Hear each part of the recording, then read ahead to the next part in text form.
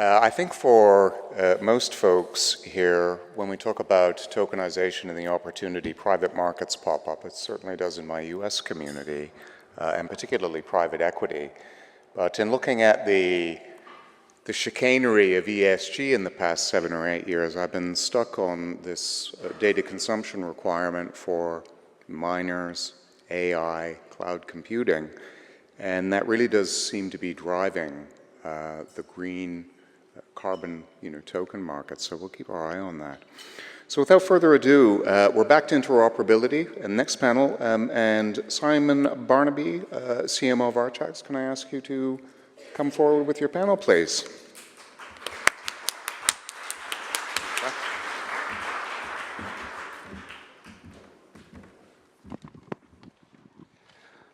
Good afternoon. This is just for the photo, Julia, thanks, yeah.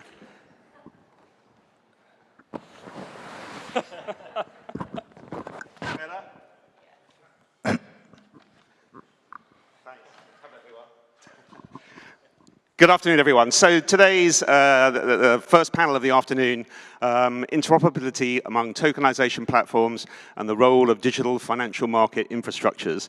Now, we don't want to get too embroiled in the tech aspects here. We'll touch on it a little bit, but the focus of the panel really is going to be on the business needs and the business use cases. And to help me discuss it, I have an esteemed panel of experts and Anthony Woolley. Thank you.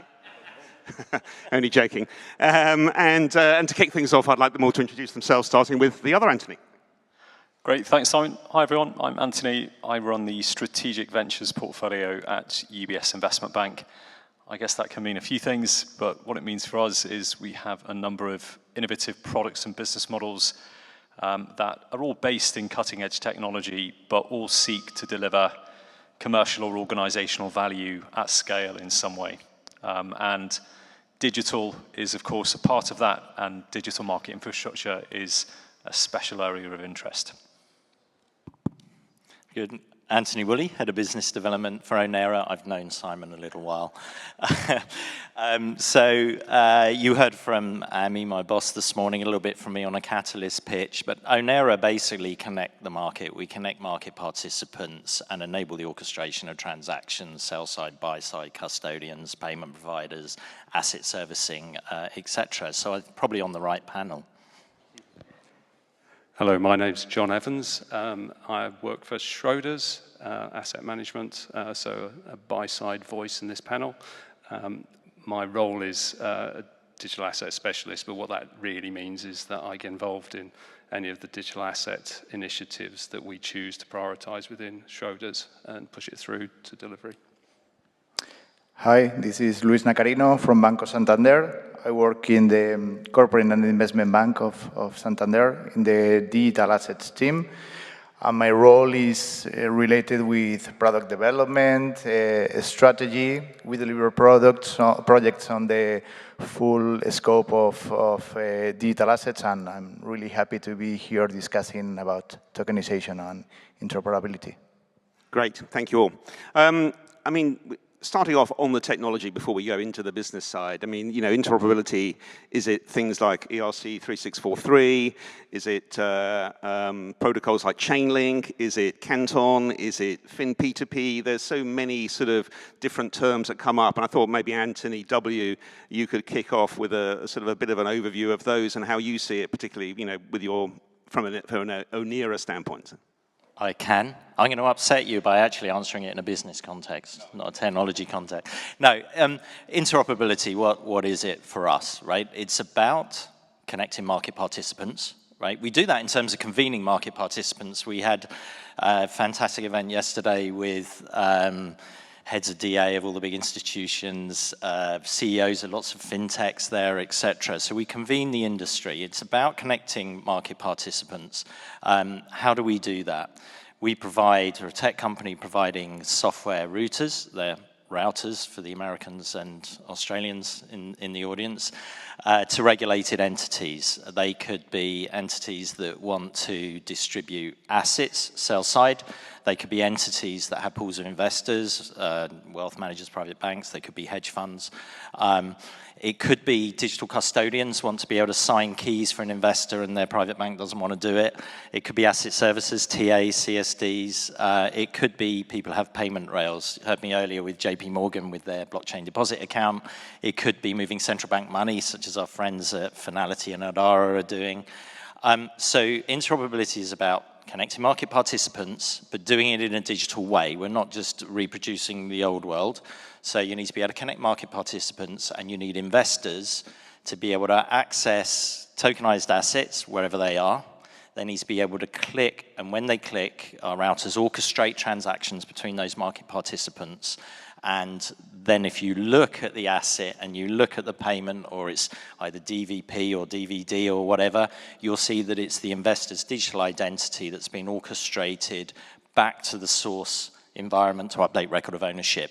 And there are lots of fantastic technologies out there working in this space, and with somewhat the neutral rails pulling that together to enable this to happen. So to all the things you put in your list, we work with Tokeny on ERC 3643, we work with DA Canton, we work with R3 Corda, we work with digital custodians, we work with Archax, exchanges, etc.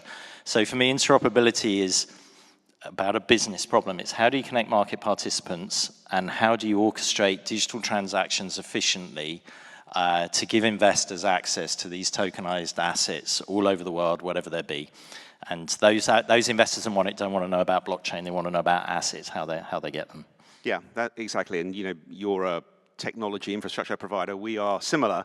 The other panelists sort of sit on the business side. So maybe, John, going over to you, thinking about business interoperability. What is that? What is needed? What are the requirements? How do you view that side of things with your sort of buy-side hat on? So from a business perspective, we care less about the technology. We kind of almost assume it will work as the internet works for us. So we do care about, I guess, ultimately what's chosen, but the detail is not what we're focused on. What we really do focus on is the value that it can give. So I guess if we were to look at the initiatives that have gone before us, a lot of them are focused on the tech, have been tech-led, and we would argue that actually they're going to be more successful if they can be business-led, if we can focus on the value that that function provides and take it further and actually say, well, what could it provide to our client as well? So not just that, but the commerciality of what's proposed too. So we care about that because ultimately it's not going to work unless all the participants see value in actually being part of that chain. And then if you actually take it further, what's actually the thing that we are solving for our clients, that's something we would value above possibly our own functional benefits that we would get out of an initiative like with interoperability. Great, thanks for that. I mean, Anthony, CJ, your role is fairly broad across the digital asset space. I mean, and sort of an interoperable, it's easy for you to say, financial markets infrastructure. What do you see as the benefits? What are the excitement? Is it just about efficiency gains? Is it innovative commercial opportunities? What do you see as the real benefits of having this sorted? Yeah, well, God, quite a question, right? But I think the first thing I'd say is that it's not a binary situation that digital infrastructure is just better. It's better when it's employed against business lines where it makes commercial and organizational sense. So I think for some time there's been an assumption that if we move to instant or instantaneous or atomic settlement, for instance, it's somehow what we should be doing. And in many cases, it will offer commercial benefits and organizational benefits, but in other cases it won't. So I think the conversation needs to be a little bit more nuanced to leveraging digital market infrastructures and other forms of digital technology where it makes sense for the commercials, for the organization, for the clients, and other market participants. I think, broadly speaking as well, if you think about benefits, digital does offer numerous advantages. So if we think about, for example, compressing transaction life cycles. That has a number of benefits from, for instance, better liquidity management. For example, it could be greater transparency and efficiency front to back in the business model. Now, in some business lines, that is going to be attractive, but let's also consider that there's some business lines that actually thrive on information asymmetry. They actually thrive on friction. Bringing transparency and instantaneous settlement to some business lines isn't necessarily something that people are racing to the table for. So I think it's a very nuanced discussion. The way we view it at UBS is we're on a direction of travel. Digital is not for everything. There are very specific use cases where digital market infrastructures and other digital technologies and assets are going to be really compelling. But in other cases, there won't be. And that's just the way it is. So we don't necessarily see that digital is going to be some sort of big bang. It's not going to be a binary situation, like I say, where it's going to replace everything. It's going to evolve over time, and it's going to be complementary to what we have already. I think importantly as well, working hand in hand with regulators to do it in a very controlled and responsible way is something that we're obviously very keen to do. But look, I think your question could take a day, but I think my kind of snapshot is it kind of depends, but there are numerous benefits. Yeah, and quite a lot of people don't want instantaneous settlement. They want to net out at the end of the day. So, there's kind of use cases for it and use cases against it. But and in terms of like the underlying assets sort of coming over to you, Lewis, on the, there's all sorts of underlying assets that can be tokenized, and the interoperable nature of the technology is important across them all. What's your thoughts on prioritization of how platforms should develop solutions based on the different types of underlying asset?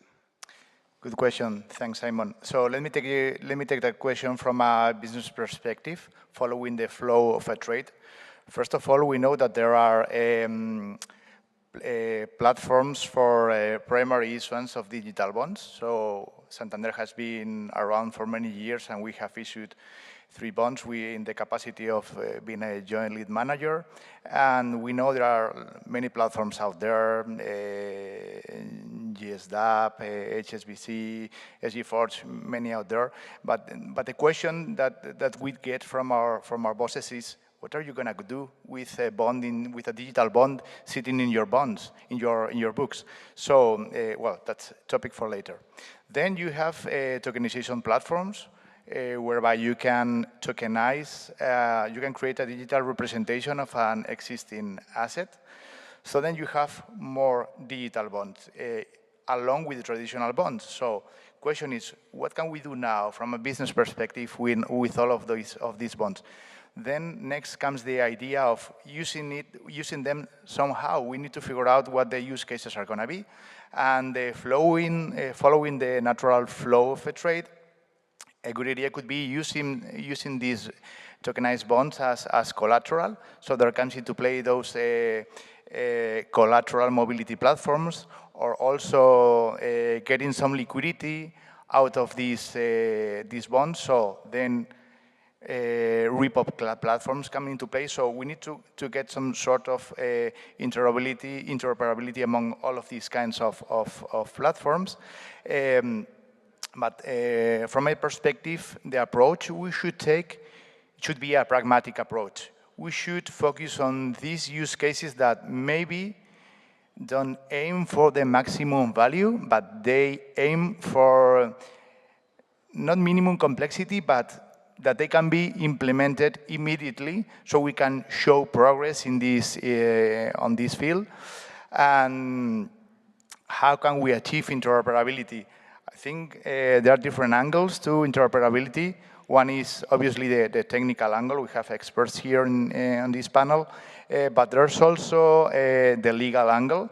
You need to get all the paperwork done perfectly well, and sometimes we struggle with that because technology can deliver and can promise everything and can deliver and execute it, but if you don't pay attention to the legal stuff, you're going to fail.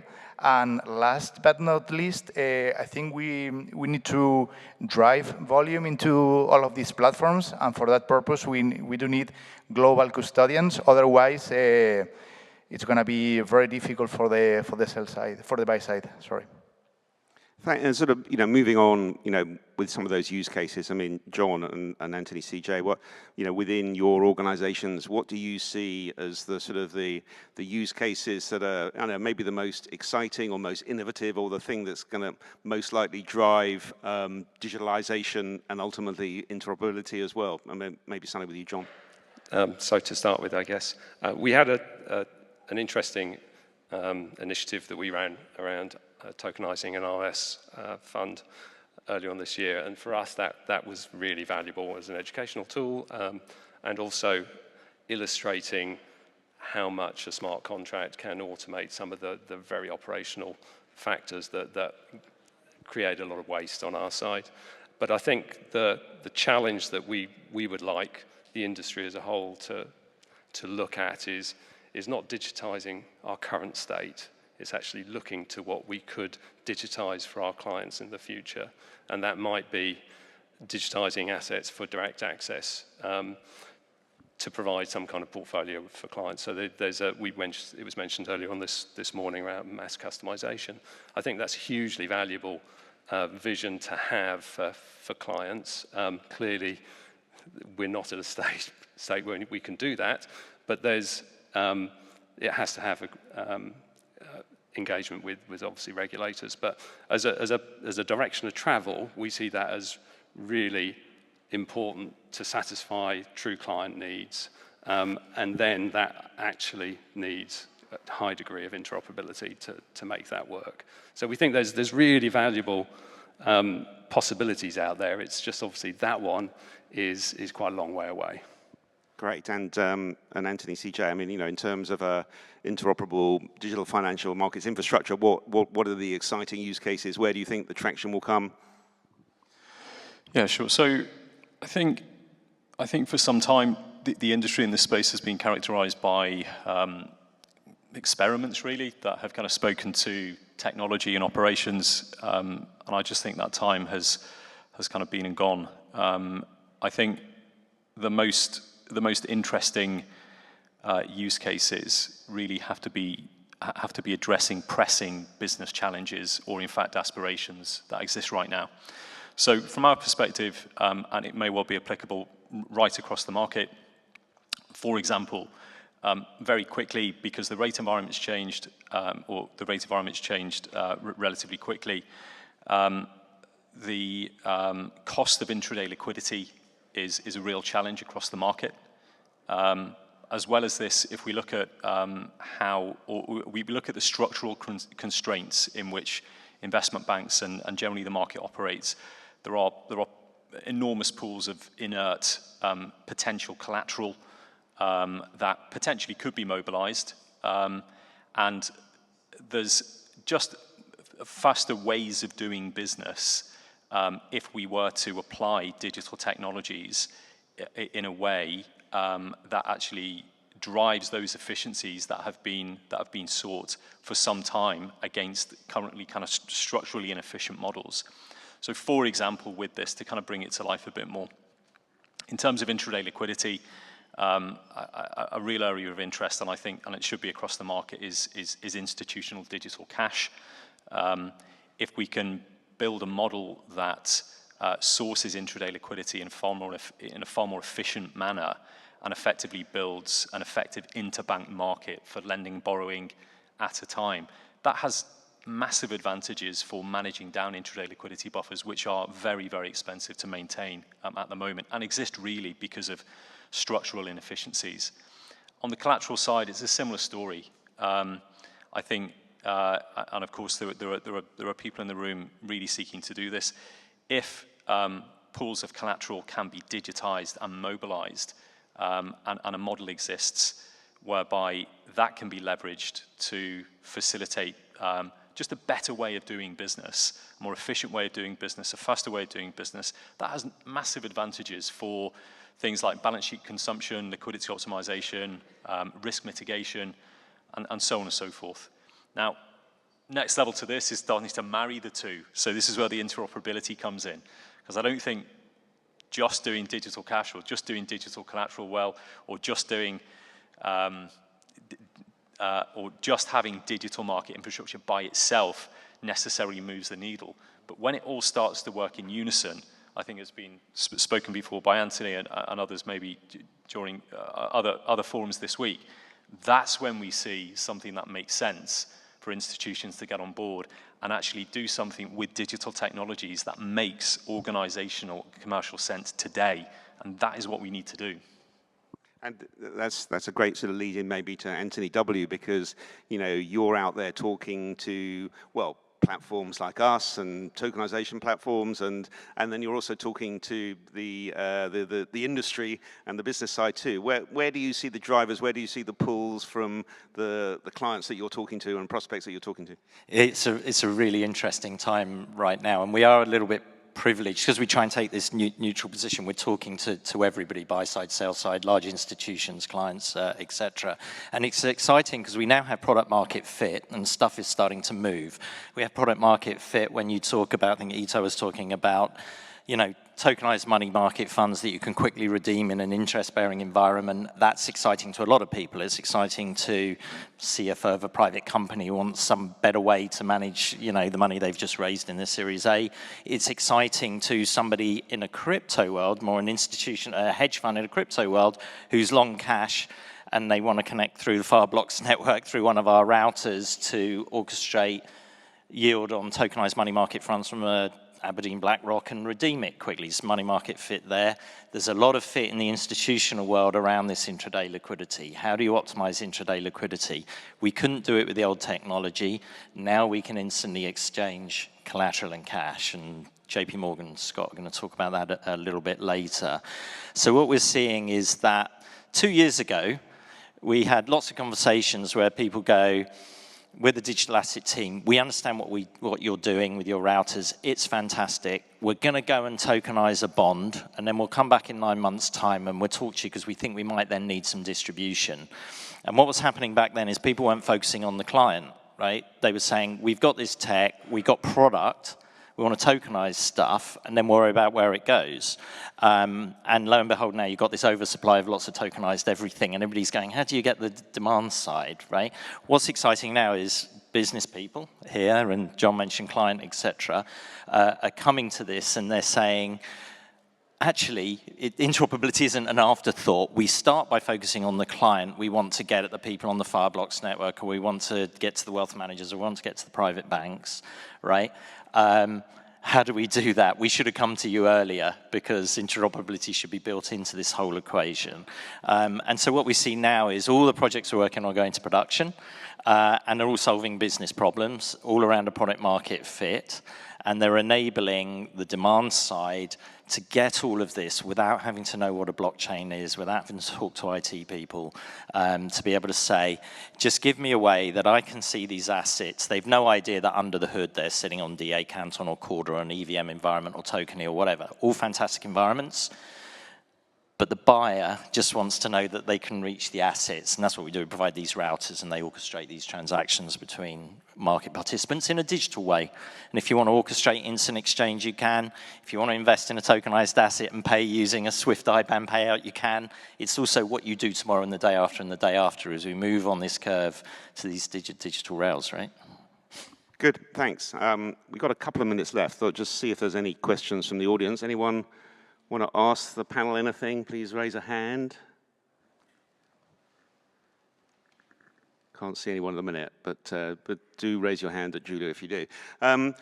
So lots of it, we've talked about so many, exciting opportunities and different things and benefits and interesting use cases.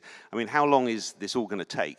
And when are we going to start to see the benefits of it? Or are we starting to see the benefits of it now? Or is it going to take time? And maybe starting with you, Anthony, here, and just going down the panel, your thoughts on that? Yeah, sure, thanks. I think really quickly, so one of the things we haven't spoken about on this panel, at least, is the human factors around this. It's quite paradoxical from my perspective in that we're talking about cutting edge technologies, but let's not kind of lose the people here, because in fact, bringing organizations and bringing the market with you, and actually creating the narratives that people can be bound around is a really important part of it, and that really takes time. So I think in terms of the technology adoption, you know, the technologies more or less exist today, but they're probably going to mature over the next sort of 2-3 years.